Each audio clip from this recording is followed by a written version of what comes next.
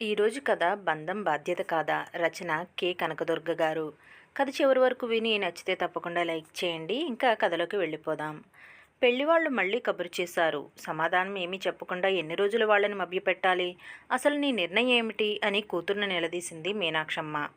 అమ్మా, నీకు ఎన్నోసార్లు చెప్పాను నాకు పెళ్లి చేసుకోవడం ఇష్టం లేదు అని. కానీ నువ్వే నాకు చెప్పకుండా పెళ్లి చూపులు ఏర్పాటు చేశావు. వాళ్ళు ఎప్పుడో దారిలో కలిసినప్పుడు నా గురించి చెప్పానని, వాళ్ళు పెళ్లి చూపులకు వస్తారని చెప్పావు. వాళ్ళ ముందు పరువు పోతుంది, ఈ ఒక్కసారికి పెళ్లి చూపులకు కూర్చో అన్నావు. అలాగే నీ మాట కాదనలేక కూర్చున్నాను. ఇప్పుడేమో వాళ్ళకి నచ్చావు, ఏం చెప్పమంటావు అని అడుగుతున్నావు. నీకు చాలాసార్లు చెప్పాను, నేను పెళ్లి చేసుకుని వెళ్ళిపోతే నువ్వు ఒంటరిగా ఉండడం నాకు ఇష్టం లేదు. నాన్న పోయిన దగ్గర నుంచి నువ్వే తల్లి తండ్రి అయ్యి నన్ను పెంచుతున్నావు. ఇప్పుడు పెళ్లి చేసుకుని భర్తతో వెళ్ళిపోయి నిన్ను ఒంటరిదాన్ని చేయడం నాకు ఇష్టం లేదు. ఈ మాట నీకు చాలాసార్లు చెప్పాను. మళ్ళీ పెళ్ళి పెళ్ళి అంటూ నన్ను విసిగించొద్దు అంటూ లోపలికి వెళ్ళిపోయింది ప్రియ. అది కాదే, నేను చెప్పేది విను అంటూ ఎంతగా బ్రతిమలాడినా తల్లి మాట వినకుండా తలుపు వేసుకుంది. ప్రియ చిన్నప్పుడే తండ్రి యాక్సిడెంట్లో చనిపోయారు. అప్పటి నుండి కూతుర్ని చాలా కష్టాలు పడి ప్రేమగా పెంచుకుంది. ప్రియ కూడా తల్లిలోనే తండ్రిని చూసుకుంటూ పెరిగింది. ఇప్పుడు పెళ్లి చేసుకుని తల్లిని ఒంటరిని చేసి వెళ్ళిపోవడం ప్రియకి ఇష్టం లేదు. పిల్లా పాపలతో సంతోషంగా ఉంటే చూడాలని కోరిక మీనాక్షమ్మది. మొండి పట్టుదలతో ఉన్న కూతుర్ని ఎలా మార్చాలో అర్థం కావడం లేదు ఆమెకు.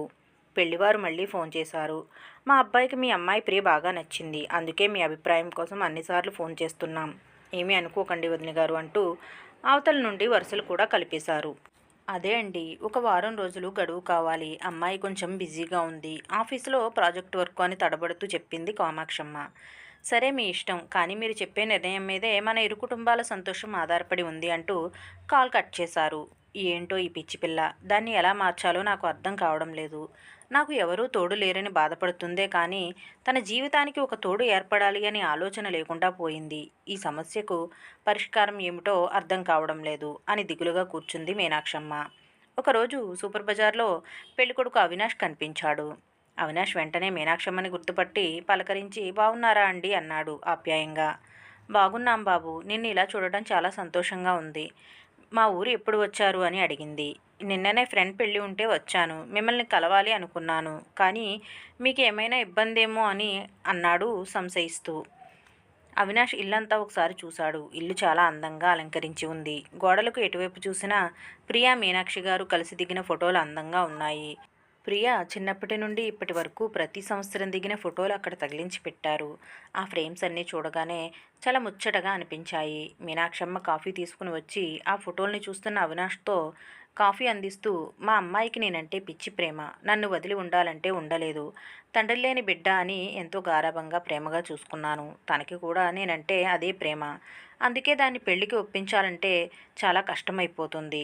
నన్ను వదిలి వెళ్లాల్సి వస్తుందేమో అని పెళ్లి చేసుకోవడానికి కూడా ఇష్టపడడం లేదు. అందుకే మీ అమ్మగారు ఎన్నిసార్లు ఫోన్ చేసినా నేను సమాధానం చెప్పలేకపోతున్నాను అన్నది దిగులుగా. మీరు ఎందుకు ఆంటీ అంత బాధపడటం? నాకు మీ అమ్మాయి ప్రియ చాలా బాగా నచ్చింది.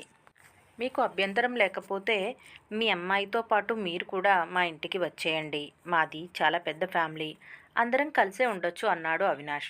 వెంటనే మీనాక్షమ్మ నవ్వుతూ, దూడతో పాటు ఆవును కూడా తీసుకెళ్తావా? అయినా అల్లుడి దగ్గర ఉండకూడదులే బాబు అన్నది నవ్వుతూ. అదేంటి ఆంటీ అలా అంటారు? మీకు ఉన్నది ఒక ఆడపిల్ల. మీ అమ్మాయికి నాతో పెళ్లి చేస్తే నేను మీ ఇంటికి అల్లుడు అవుతాను. అంటే నేను మీ కుటుంబమే కదా. మీ కూతురుతో పాటుగా మీ బాధ్యత చూసుకోవాల్సింది నేనే కదా. నాలో మీరు కొడుకుని చూసుకుంటే అల్లుడి దగ్గర ఉన్నా అనే ఫీలింగ్ మీకు కలగదు. నన్ను మీ కొడుకుగా భావించండి. అయినా ఆవు లేకుండా దూడ పుట్టదు కదా. బంధం బాధ్యత కాదా అన్నాడు మీనాక్షమ్మ రెండు చేతులు పట్టుకుని. అవినాష్ చెప్పిన మాటలకి మీనాక్షమ్మ కళ్ళు కన్నీళ్లతో నిండిపోయాయి. ఒక్కగానొక్క కూతుర్ని పెళ్లి చేసుకుని కొడుకుగా బాధ్యతలు స్వీకరిస్తాను అన్న అల్లుడు దొరకడం అదృష్టంగా భావించింది. తలుపు చాటు నుంచి అవినాష్ మాటలు వింటున్న ప్రియ తల్లిని అంత ప్రేమగా చూసుకునేవాడు దొరికాడని మురిసిపోయింది. అవినాష్తో పెళ్లికి ఒప్పుకుంది. అల్లుడే కొడుకైతే అమ్మాయి ప్రేమ అంతా అతనికే సొంతం కాదా? ఆ ఇంటిలో దీపావళి పండుగ ముందే వచ్చింది. కోటి కాంతుల కొత్త వెలుగులు తెచ్చింది. కథ నచ్చితే తప్పకుండా లైక్ చేయండి, షేర్ చేయండి. Thank you for watching.